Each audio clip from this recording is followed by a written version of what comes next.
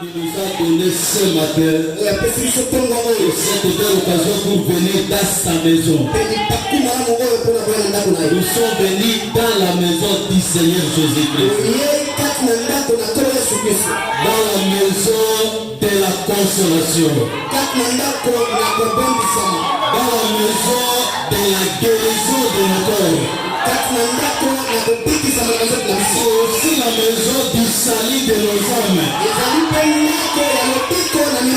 C'est pourquoi David disait toujours, quand on me dit allons dans la maison du Seigneur, je me sentais très heureux. Tout à sa sagesse, il y a aucune maison où nous pouvons y entrer et recevoir la consolation comme dans la maison du Seigneur. Quand nous allons ici, nous oublions les soucis, nous oublions la famille, nous oublions la maladie, nous oublions cela. Parce que nous sommes dans la présence du grand roi, pourvoyeur de toutes choses. Nous sommes très heureux d'être dans sa présence.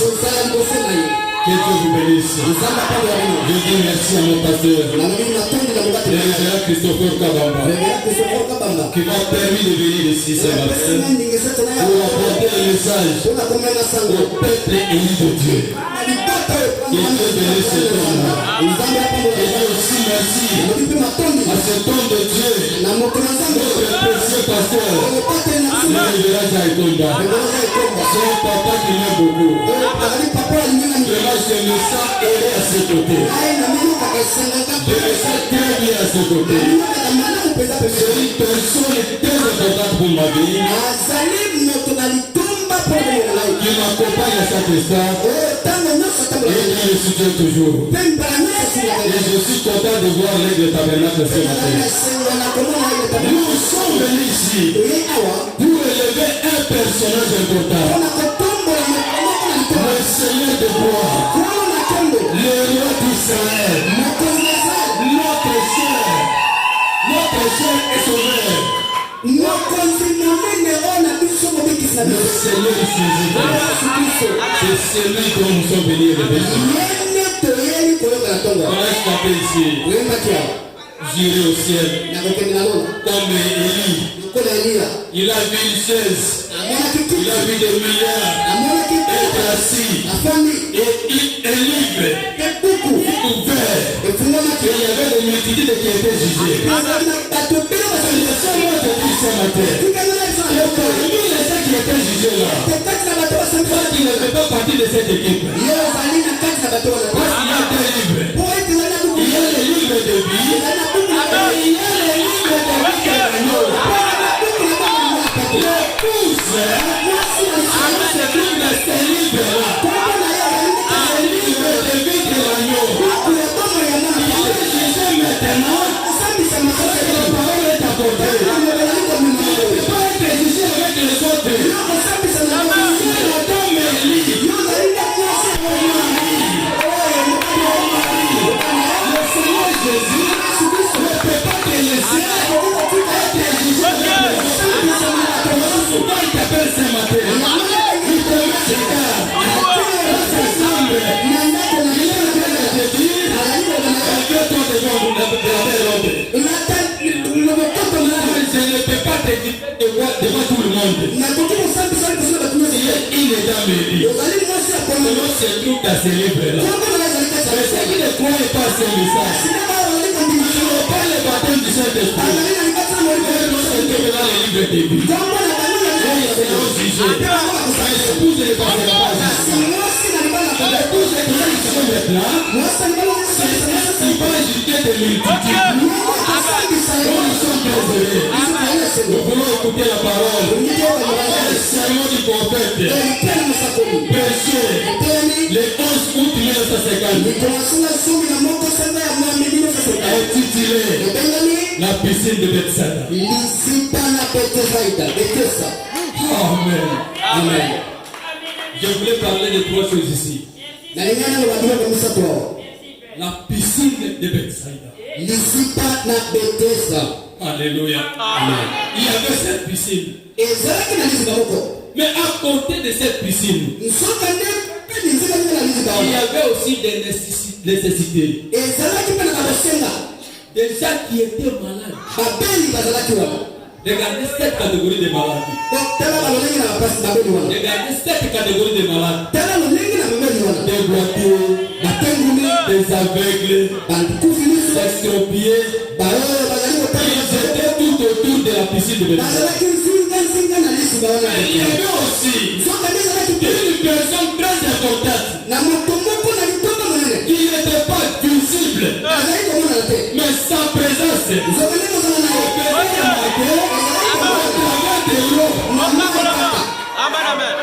malades qui étaient là ne voyaient pas cette personne. Cet ange-là n'était pas visible. Mais il surveillait quelque chose. Il surveillait la piscine. Et il surveillait les mouvements. Il s'était enseigné que à chaque fois que vous voyez ces dos agités, il y avait la présence de cet être surnaturel. Alléluia. La piscine, c'était bassin. Fabriqué. Ça peut être un réservoir de terre. Il est fabriqué. Dans lequel se trouvait de l'eau. Amen. Amen. Les bassins là pouvaient être propres ou pas. Le problème, c'était que l'eau se trouve dans ces bassins. Et aussi l'eau qui se trouvait dans ces bassins n'avait pas de contraste. Aussi longtemps que la présence de l'ange s'est descendue dans cette eau. Alléluia. Alléluia. Remarquez, cette eau-là, la piscine de Bethsaïda, ne se trouvait pas partout. L'eau dans laquelle l'ange descendait ne se trouvait pas partout. En Israël, il y avait, je pense qu'il y avait beaucoup de piscines. Mais toutes ces piscines n'étaient pas la piscine de Bethsaïda. Cette piscine d'eau ne se trouvait pas à Jéricho, ne se trouvait pas à Bethléem, ça se trouvait à Jérusalem. Pourquoi seulement Jérusalem? J'ai lu dans le dictionnaire. Moi j'aime le prophète. Mais j'ai lu dans le dictionnaire. Je voulais comprendre l'essence des mots Bethsaïda. Beth signifie la maison. Vous croyez cela? Quand même le prophète a prêché la petite Bethléem. Dans le Bethléem, il a parlé de la maison. Mais Esther, c'est-à-dire la grâce, la miséricorde, cette piscine-là, c'était une maison de grâce, une maison de miséricorde. Tu pouvais faire grâce à ceux qui ne méritaient même pas. Si tu n'as pas de mérite, mais la grâce venait, quelle que soit la maladie, la grâce de Dieu était présente pour secourir.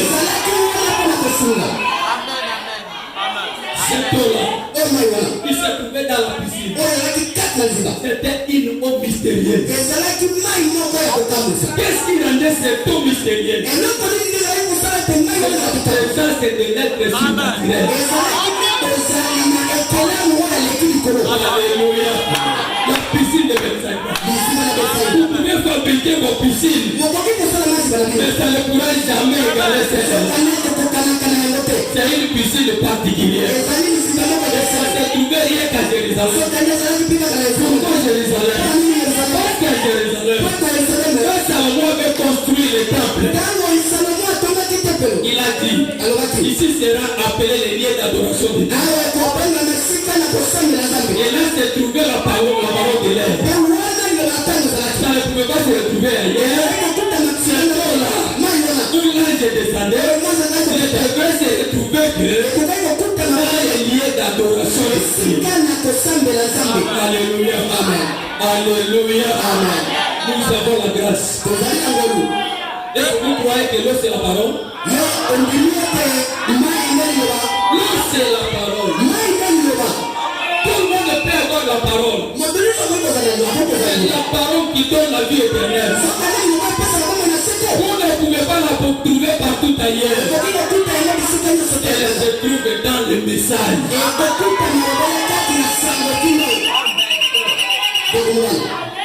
Nous aussi nous sommes la parole. Nous sommes la parole. Paul dit, je crois dans 1 Corinthiens. Je crois chapitre 2 verset 6. Paul dit, nous sommes des lettres écrites. Et lui de tout le monde. Et le prophète Branham dit, les prophètes de notre temps, ils étaient la parole. Ils n'avaient pas seulement la parole, mais ils étaient aussi la parole. Mais il y avait une différence. Il n'était pas la totalité de la parole. Chacun était la portion de la parole allouée pour son temps. Il y avait un homme. Il y avait toute la plénitude de la parole. Il est incomparable. Il est incomparable. On ne peut pas le comparer à un prophète. Cet homme-là a marché sur cette terre. Il a guéri le malade. Il a ressuscité les morts. Cet homme-là, il a connu aucun péché. On l'a regardé, on l'a observé. Il n'avait aucun défaut. C'était le Seigneur Jésus. Mais tous, quel que soit le fait que les prophètes étaient la parole, cette parole ne pouvait pas donner la vie. Alléluia. Amen. Nous sommes des épîtres écrites. Et lui de tout le monde. Mais nous ne pouvons pas donner la vie s'il n'y a pas la présence de cet être.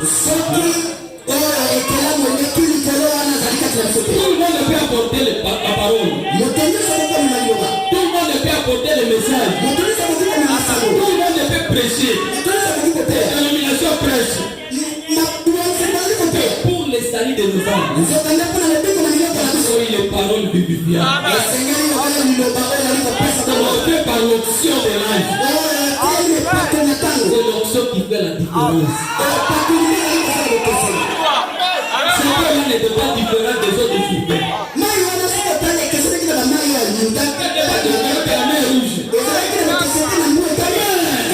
La présence de l'ange dans cette eau, c'est qui a fait la différence. Alléluia. J'ai disais un jour, Samson n'était pas différent de tous les hommes d'Israël. Il était un homme comme tout autre. Il marchait comme tout autre. Il marchait comme tout le monde. Mais la seule différence est ça. L'action des années sur les années. Il était un homme mystique. C'est ça qui fait la différence. C'est la parole que nous apportons ici. Le message du temps de la foi. Et du message qui est prêché dans les dominations. Ce que nous avons ici est agréé par la présence de l'âme. Je peux te dire, mais pour moi maladie ici, est-ce qu'il me fait seulement aller dans la piscine de Betsaïda? Si tu veux la guérison, si tu veux être guéri, si tu veux boire, si tu veux marcher, il faut aller là-bas. Moi je ne parle pas. Moi j'ai créé ma piscine ici. Je vais fabriquer ma piscine ici. Tu vas rester longtemps.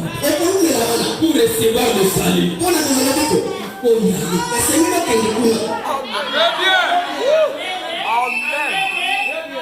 Mais c'est toi là, c'est bien. Alléluia. Amen. Je vais lire le prophète. À notre prédication, paragraphe 1. Paragraphe 1b. Le prophète dit ceci. Nous n'avons pas un récit là-dessus. Mais c'est une voie pourvue par Dieu qui était préparée par un ange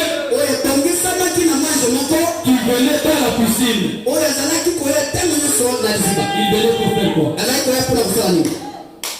Il venait seulement pour regarder les gens, pour ajouter de l'eau seulement. Il venait pour aider le malade et les nécessités.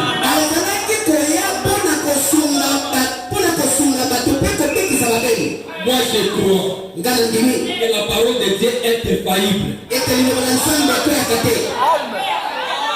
Tout le monde n'est pas proféré de paroles.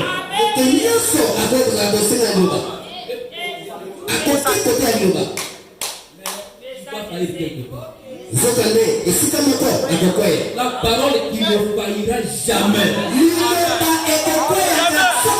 c'est la parole de Dieu. Et cet ange-là n'était pas un inspecteur. Il ne venait pas pour observer les gens rentrer. Il venait pour un but. Pour guérir. Ceux qui avaient besoin de guérison. Pour donner la solution aux nécessités.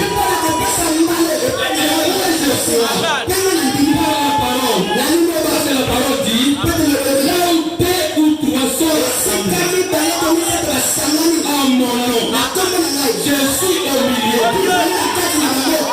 Mais il devait pas. Vous regardez seulement. Nous résistons. Il vient pour répondre à notre quête. Amen. Amen.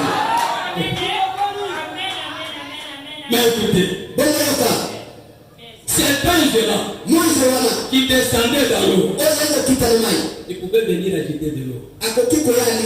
Mais aussi longtemps qu'il y a personne qui se jette dans l'eau, la guérison ne s'opère pas. Parce que la condition, c'est que pour être guéri, regardez bien l'eau. Quand ça va s'agiter, c'est là pour que l'ange est là. Si tu tombes les premiers, quelle que soit ta maladie, la Bible dit quelle que soit la maladie, aucune maladie ne résistait à la présence de cet ange. Mais pour être guéri, il fallait que les gens soient signés. Je pense qu'il y avait des prédicateurs qui passaient, qui prêchaient les gens, qui parlaient à leurs semblables. Il y a une piscine dans laquelle l'ange descend. Et quand tu tombes le premier, il sera guéri. Ne reste pas à la maison. Et quand pour recevoir la guérison, pour écouter la prédication, les enseignements, écouter votre maison, utiliser vers cette piscine. Pour rester éloigné de la piscine, vous n'obtiendrez jamais la guérison. On enseigne aux gens. Un voisin pouvait partir chez son voisin. Il le trouve malade. Il dit mon frère, pour ta cécité ici, la solution est quelque part. Si tu veux voir, allez rester à côté de cette piscine. Parce qu'il y a un âme qui descend de temps à temps. Elle est marquée une chose. Quand je ne descendais pas tous les jours, il descendait quand il voulait. Et si cette personne disait, me déplacer seulement pour aller attendre, moi je reste ici. Je ne pars pas. Si tu restes, tu vas mourir de ta maladie. Mais si tu acceptes cela, tu vas. Quand moi je vais descendre, et que tu sois la première personne de la société, vous recevrez certainement la guérison.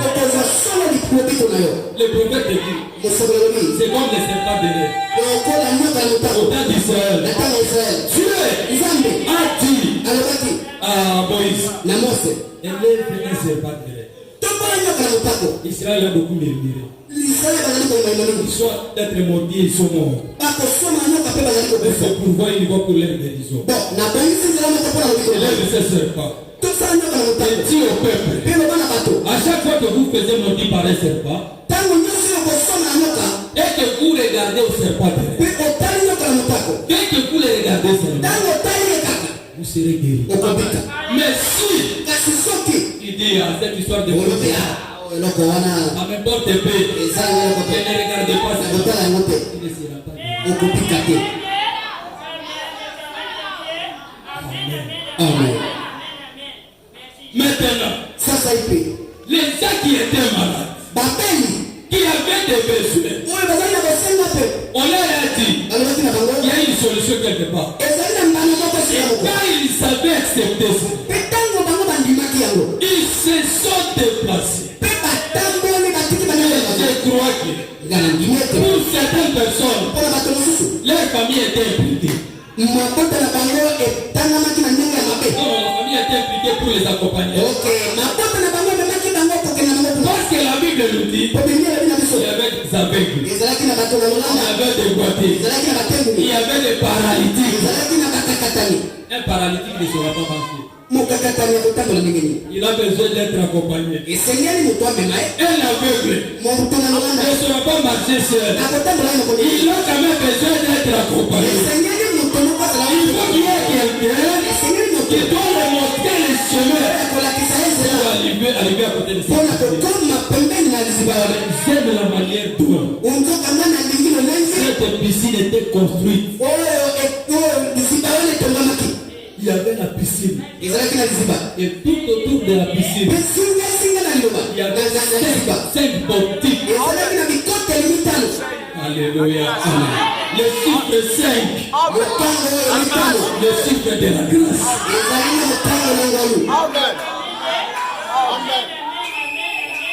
Les gens sont partis. Et ils sont restés là-bas. Ils attendaient quoi? Nous attendons seulement que l'eau s'agite. Mais ça va s'agiter quel jour? Nous ne savons pas. Ça sera après combien de temps? Nous ne savons pas. Après combien de semaines? Après combien d'années? Ce n'était pas précisé. Mais il était question. On est d'abord resté. Allez, ne sortez pas. Demeurez à côté de la piscine. Vous pouvez poser la question. Je vais rester ici pendant combien de temps? La question d'état n'est pas connue. Je ne sais pas si vous êtes en train de me saisir. La question d'état n'est pas connue. Une question de rester là. Sous la pluie, sous la tapette, le soleil est à plat. Amen. Dieu n'est pas compliqué. Il agit d'une manière inhabituelle. C'est comme s'il n'a pas la miséricorde. Paralytique. Au lieu de le guérir le même jour, un aveugle qui est resté longtemps sans voir, au lieu de le guérir directement, mais la parole dit, reste là. C'est compliqué. Dieu agit d'une manière inhabituelle. Il ne va pousser par quelqu'un. Mais il y a certaines personnes qui se disaient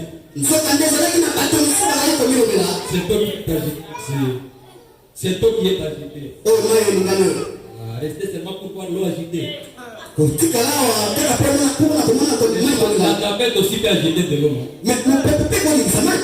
Ça dépend de la manière dont vous recevez ça. Si vous pensez que c'est de la tapette, vous allez rester comme ça. Mais si vous considérez que ce mouvement ici, la présence de l'âme, vous si j'étais, vous serez certainement guéri. Laissez-moi lire le prophète. Paragraphe 6b. Le prophète dit ceci. Certainement, certaines personnes ne croyaient pas cela. Il disait que ce n'était qu'un vent qui frappait à un certain moment.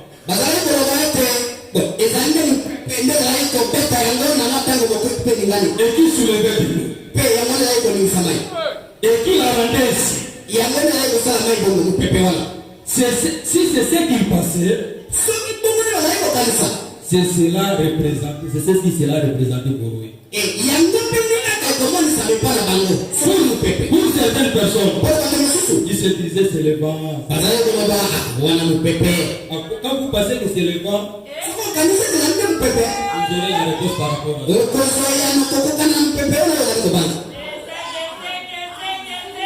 Le prophète dit ceci. Mais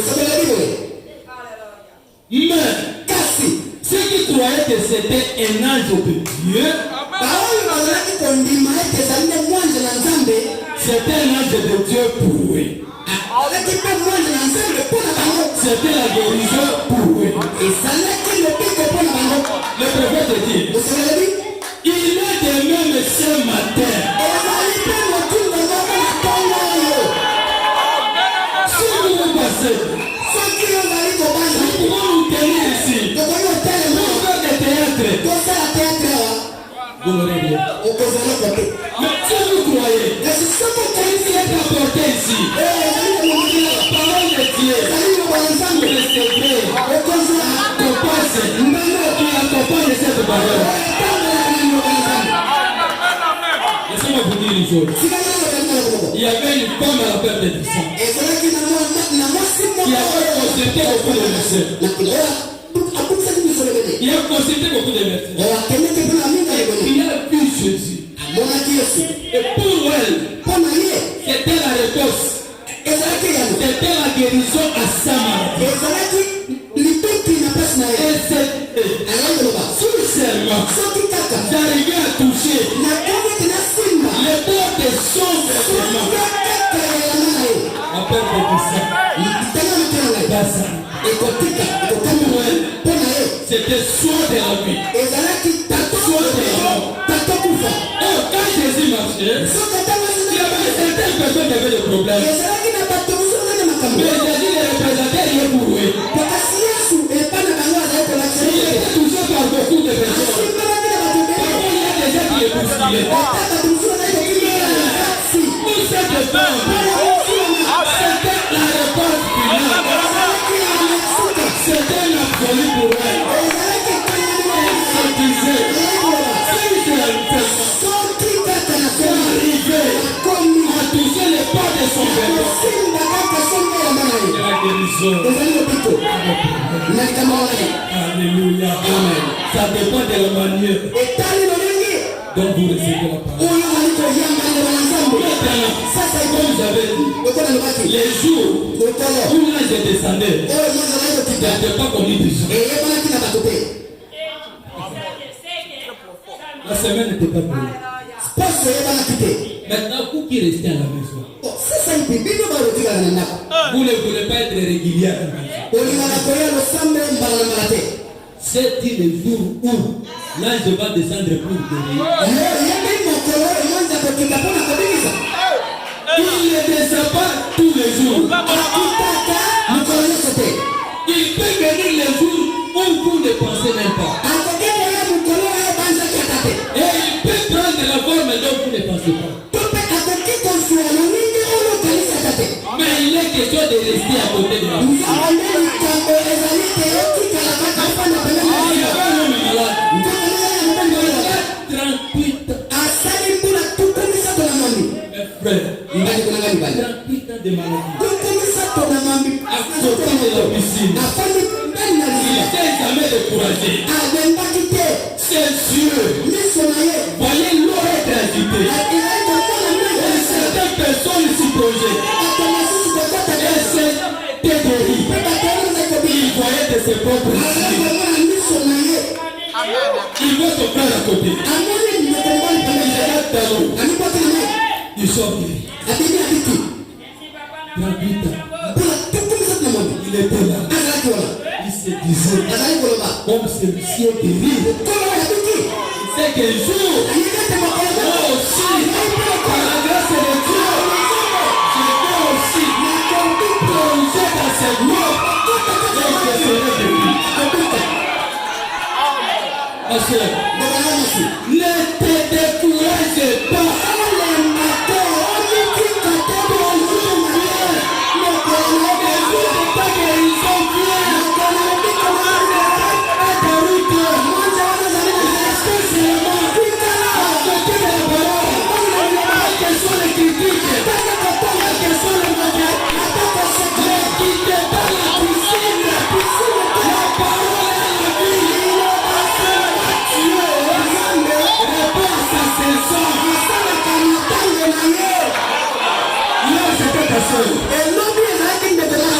C'était ton frère.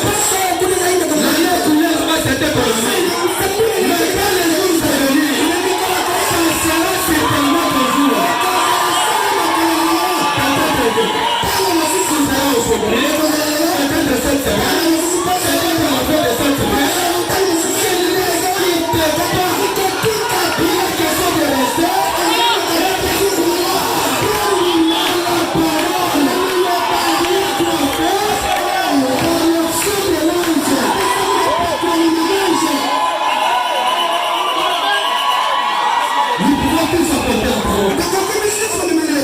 Nous ne pouvons pas porter de la même manière. Écoutez, le message ici, la parole que nous la prêchons ici, dans les églises du message, avec sincérité et pureté, c'est un message différent. Il y a un monsieur qui m'a transporté. Il m'a dit il priait à Peigné Tabernacle. Mais il a quitté. Il est allé quelque part. Il a dit d'ailleurs à Peigné, je restais seulement au bas. Alors je suis parti. Je prêche. Pourquoi vous me demandez pourquoi vous avez quitté Peigné? Dis-moi, je pense que vous êtes orgueilleux. De l'église est comme vous êtes orgueilleux. Vous croyez qu'il y a vous qui avez la parole. Mais si nous n'avons pas la parole, qui en a? Étant donné que nous sommes derrière les prophètes, nous respectons les prophètes. Dieu est dans l'obligation d'honorer nos paroles. Nous ne parlons pas de nous-mêmes. Nous parlons de la part de Dieu. Nous ne savons pas l'importance d'un prophète. La parole que proclame un prophète. Dieu est comment? Dieu est dans son amour. Il regarde l'aigle tabernacle. Il passe se donner le salut. Il cherche une bouche par laquelle il va exprimer sa pensée. Nous ne savons pas la portée d'un prophète. Un prophète, c'est un homme qui entre dans la pensée de Dieu. Et quand il parle, il n'a pas une parole à lui seul. Il exprime la pensée de Dieu. C'est pourquoi ce matin, restez derrière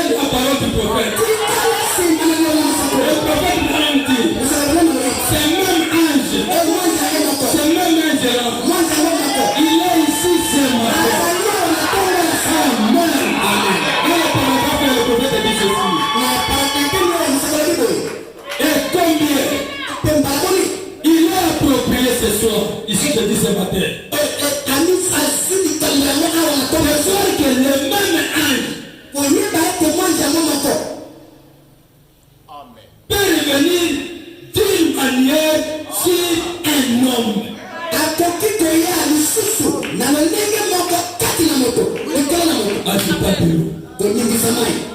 Le prophète dit, moi je crois. C'est pas moi qui parle. C'est le prophète. Il dit je crois. C'est sur ton temps. Il fait que ce matin ici, c'est même ange là qui agitait de l'eau. Et quand les gens tombaient dedans, il recevait la guérison. C'est même ange. Et ici, c'est matin. Mais il dit, sur une personne,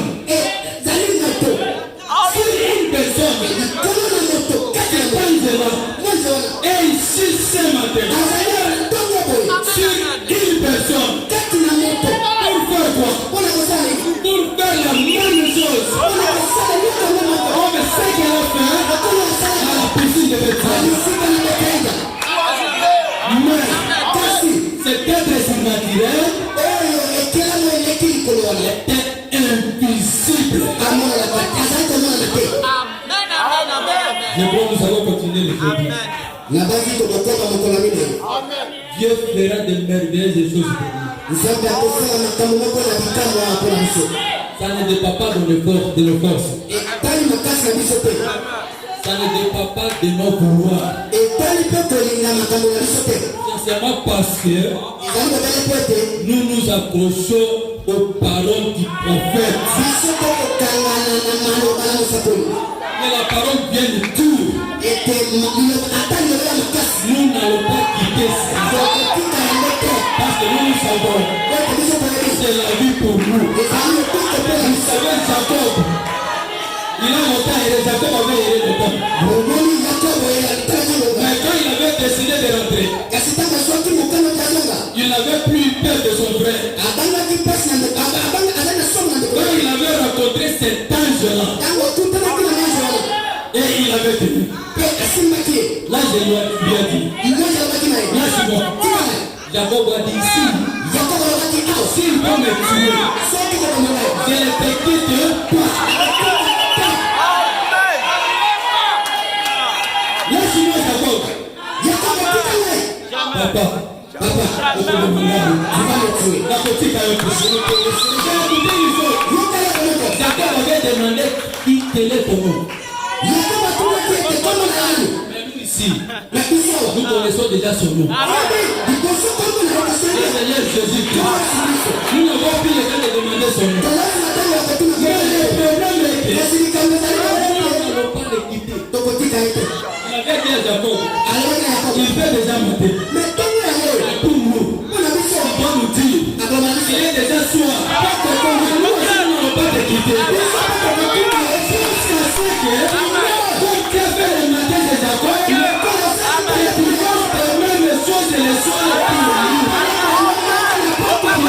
Pour bénir.